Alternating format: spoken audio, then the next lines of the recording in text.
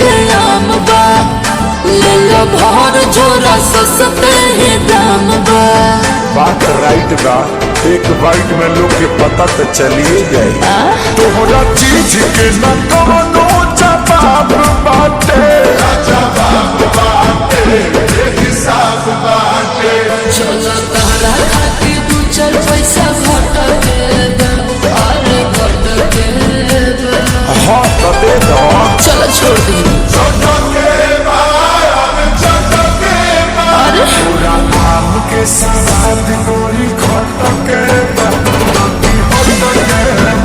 अच्छा आम के सवाद गोरी खट के बा, बाकी हट के बा। छुछू लागत रे।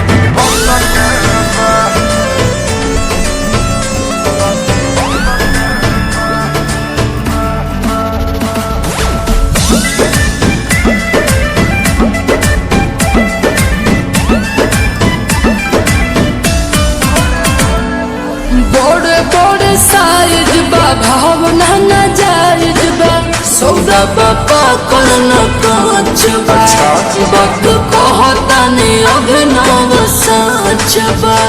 अच्छा तो सुनो, हाँ हो तोहरा लड़ा के तगड़ा सवाब बाटे, जिंदाबाद बाटे, जिंदाबाद बाटे।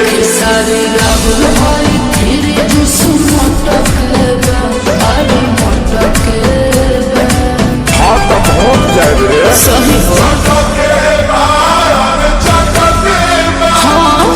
आम के सवाद गोरी खट के बा, बाकी हट के बा। अच्छा